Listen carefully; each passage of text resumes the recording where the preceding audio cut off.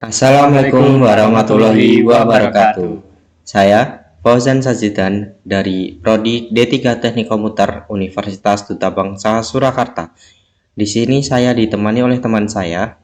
Perkenalkan, nama saya Mahmud Farhanisa, biasa dipanggil Mahmud. Di sini saya juga dari D3 Teknik Komputer Universitas Duta Bangsa Surakarta. Oke, jadi kita dari mahasiswa semester 2 Universitas Duta Bangsa Surakarta yang dimana akan menjelaskan teori graf, logika, dan fungsi dalam mata kuliah matematika diskrit. Langsung saja, teori graf.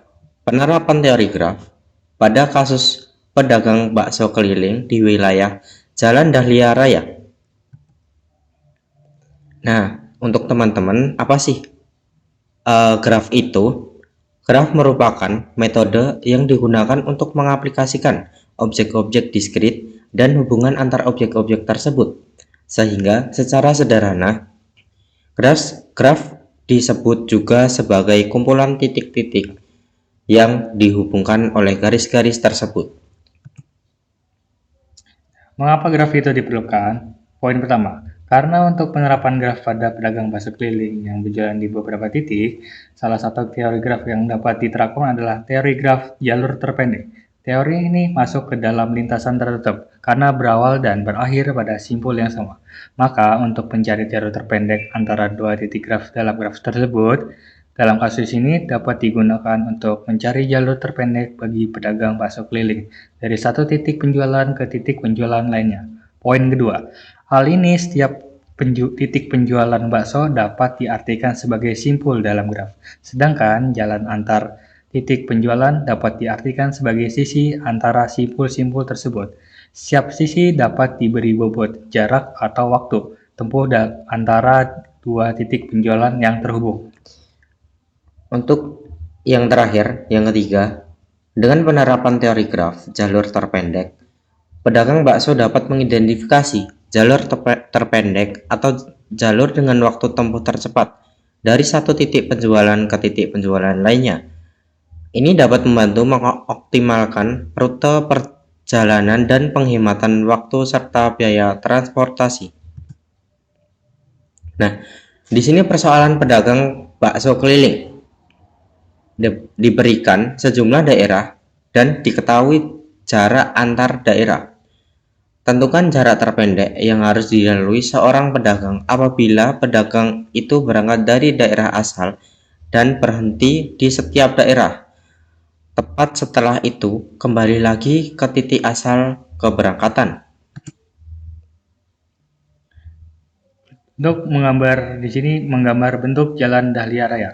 Untuk titik kita memilih beberapa titik. Di sini kami memilih 8 titik. Untuk A dan B ada jalan Mawar 5 dan untuk C dan D adalah jalan Dahlia 5. Untuk E dan F ada jalan Mawar 4 dan untuk G dan H adalah jalan Dahlia Raya.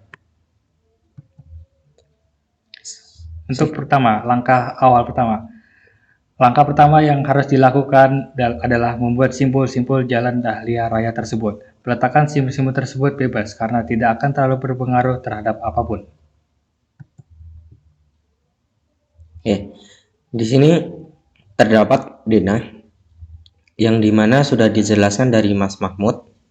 Ada 8 titik A, B, C, D, F, E, F, G, dan H. Di sini ada beberapa simbol. Untuk simbol abjad A sampai H itu merupakan titik yang dimana titik para pedagang keliling maupun pedagang keliling bakso. Di sini terdapat simbol berwarna hijau. Simbol berwarna hijau merupakan simbol pedagang bakso keliling, sedangkan untuk warna merah menyimbolkan pedagang keliling lainnya. Titik awal berada di A untuk warna hijau, sedangkan warna merah berada di titik awal C. Seperti yang dilihat di layar, untuk pedagang bakso keliling dan pedagang keliling lainnya mulai berangkat yang dimana dia berdagang yang ada di titik-titik yang sudah disediakan. Akan tetapi, untuk titik awal dan titik akhir, mereka akan sama. Nah, seperti dilihat di layar, dari awal pedagang bakso keliling berada di A dan akan kembali lagi ke titik A, begitu juga dengan pedagang keliling lainnya. Untuk langkah-langkah pewarnaan graf yang kedua adalah menentukan sisi untuk menghubungkan dua simbol yang saling melintas atau berseberangan. Untuk mempermudah, carilah simbol yang menunjukkan jalur mana saja yang tidak bertemu dengan pedagang lainnya. Contoh, di sini adalah simbol AB akan menuju ke simbol BE, dan dia akan menuju ke simbol EH juga. Dan dari EH bisa ke HC, lalu ke simbol CD. Dari CD bisa ke simbol GF dan ke simbol DG. Dari GF bisa menuju simpul FA dan sedangkan dari DG bisa menuju simpul GF dan simpul FA. Untuk langkah-langkah pewarnaan graf yang ketiga ialah setelah menentukan sisi, langkah selanjutnya adalah memberikan warna pada masing-masing simbol dengan ketentuan pemberian warna sebagai berikut. Poin pertama, menggunakan warna seminimal mungkin. Di sini kami hanya menggunakan 4 warna. Untuk poin kedua ialah simpul yang saling terhubung dengan sisi tidak boleh berwarna sama. Seperti contoh GF dengan CD tidak sama, FA dengan DG tidak sama, begitu pula AB dengan EH BE tidak sama. Untuk poin ketiga, memberi warna yang sama pada simpul yang tidak terhubung langsung. Seperti contoh GF berwarna kuning dengan HC berwarna kuning sama, FA dengan EH, AB dengan CD, begitu pula BE dengan DG. 4. Untuk warna yang digunakan ialah bebas. Langkah-langkah pewarnaan graf selanjutnya ialah mengelompokkan simpul-simpul berdasarkan kesamaan warna dan membuat tabel untuk menentukan di mana saja jalur yang tidak terdapat pedagang lainnya, namun berpapasan.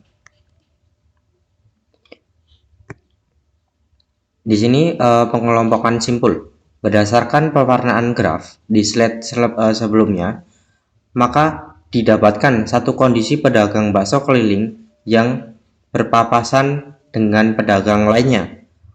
Tabel 1, pedagang bakso keliling kondisi 1. Di sini sudah dijelaskan terdapat 2 tabel, yang dimana tabel warna merah pedagang keliling lainnya, sedangkan tabel berwarna hijau pedagang bakso keliling kondisi 1 merah.